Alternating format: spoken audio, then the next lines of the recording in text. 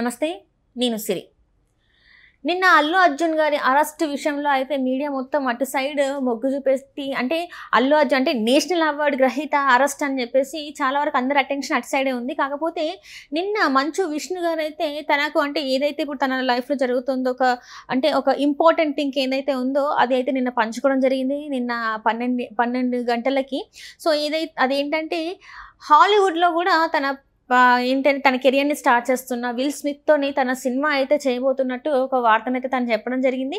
మరి ఇది ఎలా ఉండబోతుంది, ఏంటి, అసలు ఎలా స్టార్ట్ అయింది అనే అంశాన్ని మనకి వివరించడానికి మనతో పాటు ఉన్నారు ప్రముఖ సీనియర్ జర్నలిస్ట్, సినీ క్రిటిక్ జగదేవ్ గారు. నమస్కారం సార్. నమస్తే సార్. ఇప్పుడు చూస్తుంటే మంచు ఫ్యామిలీ వివాదం మనం చూస్తూనే ఉన్నాం. దానికి ఇంకా ఎక్కడ కూడా ఇంకా ఎండ్ కార్డ్ పడినట్టు ఉంది. అండ్ ఈ లోపే విష్ణు గారు ఒక అనౌన్స్మెంట్ అయితే చేశారు.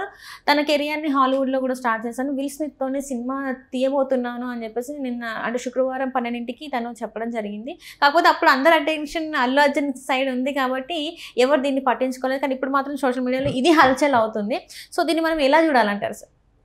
నిజంగా జనాలకి ఎప్పుడు కూడా మంచి విషయాలు వద్దండి. కాంట్రవర్సీ అవి ఉన్నప్పుడే అబ్బా ఎంత ఇష్టమో. అదేదో ఆ సినిమాలో ఒక డైలాగ్ ఉంటుందిలేండి, త్రివిక్రమ్ గారి డైలాగ్ అనుకుంటా. ఈ ప్రతి ఒక్కరికి కూడా లాజిక్ అవసరం లేదు, మ్యాజిక్ అలా కాదు. తన విషయంకి వచ్చేసరికి ద్రాక్షరసం అట, పక్కోడ విషయం వచ్చేసరికి పాదరసంగా యాక్టివ్ అవుతారట. అంటే అంత యాంగ్జైటీ. పాదరసం చూడండి చక్కని వెళ్తుంది, ద్రాక్షరసం మెల్లగా వెళ్తుంది కదా నేల మీద పారబోసినా కూడా. సో అట్లాగా ఇప్పుడు ఒక తెలుగువాడికి నేషనల్ అవార్డు వచ్చింది, గ్రేట్. ఒక తెలుగువాడికి ఆస్కార్ అవార్డు వచ్చింది, గ్రేట్. ఆస్కార్ రేంజ్కి కీరవాణి గారు, మన చంద్రబోస్ గారు వెళ్ళారు, రాజమౌళి గారి సినిమా వెళ్ళింది. అలాగే ఒక తెలుగువాడు మంచు విష్ణు, ఒక హాలీవుడ్ స్టార్ విల్ స్మిత్ అంటే ఎంత పెద్ద స్టార్ అమ్మాయినా. జాకీ చాన్తో పాటు చేసిన సినిమాలు ఉన్నాయి, మెన్ ఇన్ బ్లాక్ ఏదో సినిమా ఉంటుంది, సిరీస్ ఉంది. అదే ఎంత అంటే నేను చదువుకున్న రోజుల్లో పిచ్చి అని ఉండే విల్ స్మిత్ అంటే. ఒకానొక సందర్భంలో నాకు బాగా గుర్తు, ఆయన ముంబై వచ్చాడు ఒకసారి ఏదో ఈవెంట్కి. దానికి బాలీవుడ్ హీరోయిన్స్ కూడా పాసల కోసం ఎగబడ్డారంట. అప్పుడున్న బాలీవుడ్ హీరోయిన్స్ కూడా ఆయనకి లైవ్లో కిస్ చేయాలని కూడా అప్పట్లో పెద్ద సెన్సేషన్. అంటే అంత క్రేజీ స్టార్ ఆయన.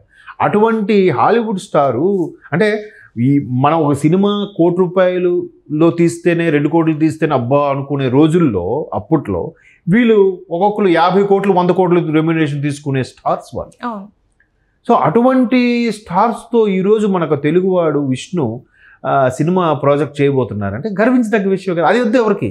అమ్మాయి తెలుగువాడు అక్కడ వరకు వెళ్ళడం అంటే గ్రేటే కదమ్మా. ఇప్పుడు మళ్ళీ ఇంకొకటి కూడా చెప్తున్నాను, అంటే ఇప్పుడు ఆయన కుటుంబ వ్యవహారం ఏదో డైవర్ట్ చేయడానికో, లేదంటే బాబు ఇది కాదురా మేము సాధించి ఇది కూడా ఉంది మీతో షేర్ చేసుకుంటున్నాను ప్రేక్షకులతోనో లేదంటే ఫ్యాన్స్తోనో, మా మంచు ఫ్యామిలీ మీద చూపించిన ఆదరణ మీద కొంతమందికైనా ఉంటుంది కదా, వాళ్ళ కోసమని రిలీజ్ చేస్తే అది ఎవరికి చాలా మంది మంచు లక్ష్మి గారిని ఆవిడ తెలుగు రానట్టు మాట్లాడుతుంది అని వెటకారం చేస్తారు.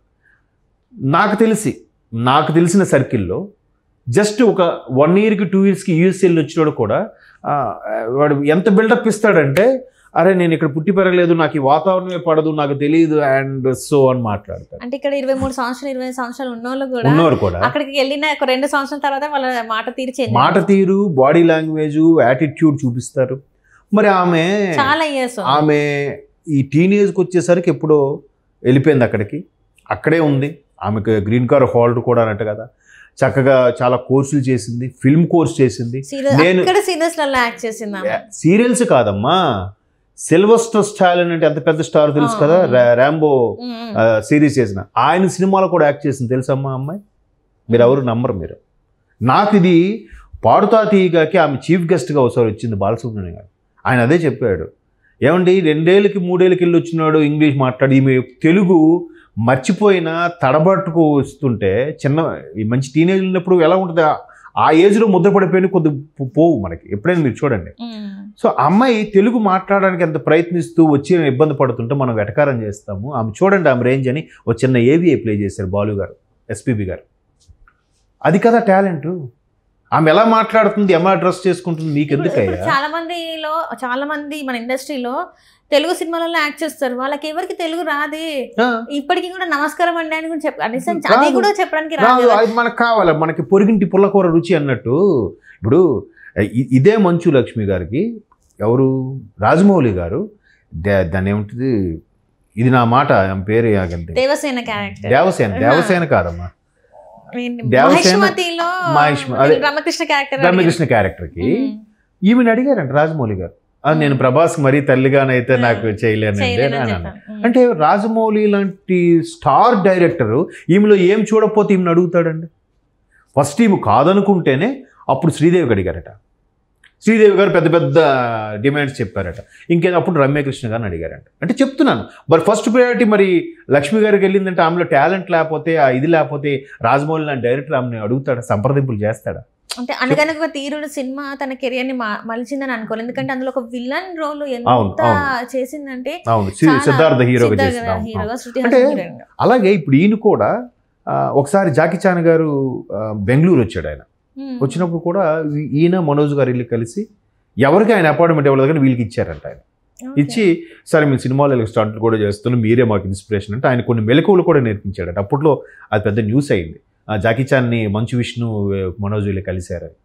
అంటే మరి అలా ఎందుకు చూడరు, మంచిని ఎందుకు చూడరు? తెల్లకాగితం చూసి మచ్చే పట్టుకుంటారు, ఏదో ట్రోల్స్ చేస్తున్నానట్టుగా. ఏదో ఆయన ప్రయత్నం చేస్తున్నాడు. ఇప్పుడు ఆయన కూడా ఇక్కడ నుంచి దుబాయ్కి మకాం మార్చి ఇట్లా హాలీవుడ్ వాళ్ళతో ప్రొడక్షన్తో ప్లాన్ చేస్తూ లేదో సంస్థ స్టార్ట్ చేసి అందులో షేరింగో లేదా ప్రొడక్షన్లో భాగమో లేదా సినిమాలో భాగమో అవుతున్నట్టు గొప్ప విషయమే కదా అది. అటువంటి నీకు చేయడం ఏంటి అని అనుకోవచ్చు కదా. అలా అనుకోవట్లేదు, వాళ్ళు యాక్సెప్ట్ చేశారంటే ఓకే. భారతీయ సినిమా ఏ స్థాయికి వెళ్తుంది, భారతీయ సినిమా నటులు ఎక్కడికి వెళ్ళే వరకు నటించిపోతున్నారు అనేది కూడా గొప్ప విషయమే కదమ్మా. ఇప్పుడు చిరంజీవి గారు కూడా the return of thief of Baghdad అనేది సినిమా అప్పట్లో హాలీవుడ్ సినిమా స్టార్ట్ అయింది, ఎందుకో అది మధ్యలో అయిపోయింది. తర్వాత రజనీకాంత్ గారు కూడా ఏదో స్టార్ట్ అయిందన్నారు, అదే అయిపోయింది. చాలా వరకు మన వాళ్ళు చాలా పెద్ద పెద్ద సినిమాలు చేస్తారని ఎందుకు హాలీవుడ్ సినిమాల వరకు మాత్రం ఆగిపోతున్నారు. కానీ మరి ఇప్పుడు హాలీవుడ్తో చేస్తున్నారంటే గొప్ప విషయమే కదా. దాన్ని పట్టించుకో మనకి ఎంతసేపు కాంట్రవర్సీ, మోహన్ బాబు దొరికారా లేదా, బన్నీ రాత్రి జైల్లో ఉన్నారంట కదా, ఎందుకు అంటే మనసుకి కష్టపెట్టేవి నెగిటివ్దే ఎక్కువగా కోరుకుంటున్నాం మనం, మనకు తెలియకుండానే. ఆ నెగిటివ్ వైబ్రేషన్ ఎందుకో నాకైతే అర్థం కావట్లేదు. కాబట్టి ఎట్లాంటి అయినా ఆయన మొత్తం మీరు అన్నట్టు అంత బన్నీ గారు ఫోకస్, బన్నీ అవునా అరెస్ట్ చేసినా, ఎందుకు అరెస్ట్ చేశారు, దీని వెనక రాజకీయ కోణం ఉందా, లేదంటే ఎవరైనా కక్ష సాధింపు ఉందా, లేదంటే ఇంకెవడైనా గతంలో కక్ష పెట్టుకుని ఇలా చేశాడా, లేదంటే వైసీపీ వాళ్ళు వెనకేసుకొస్తున్నారా, ఇవన్నీ ఎందుకండి మనకి. అంటే అట్లా అయిపోయిందని చెప్తున్నాను. కాబట్టి మంచు విష్ణు అనే వ్యక్తి విల్ స్మిత్ లాంటి ఒక హాలీవుడ్ స్టార్తో సినిమా చేయడం అనేది, అది ప్రొడక్షన్ అయినా అవ్వచ్చు లేదా కో యాక్టర్గా యాక్ట్ చేయడం అయినా అవ్వచ్చు, గొప్ప విషయమే కదా. మళ్ళీ ఎవరు చేయండి. అరే మనం ఒక చిన్న సినిమాల్లో చిరంజీవి గారు లాంటి సినిమాలో లేదా రాజమౌళి సినిమాలో చిన్న సైడ్ క్యారెక్టర్ చేయడానికే తాపత్రయపడిపోతామే. మరి హాలీవుడ్ సినిమాలు చేస్తున్నారంటే గొప్ప విషయమా కాదా?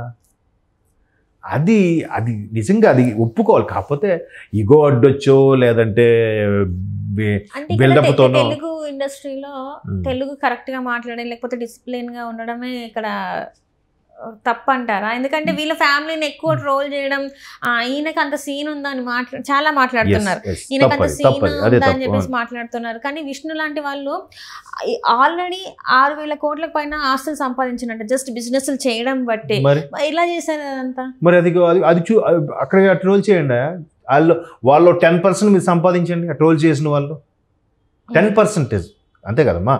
6,000 10% 600 కోట్లు. ఇప్పుడు 1% అంతమ్మా 60 కోట్లమ్మా.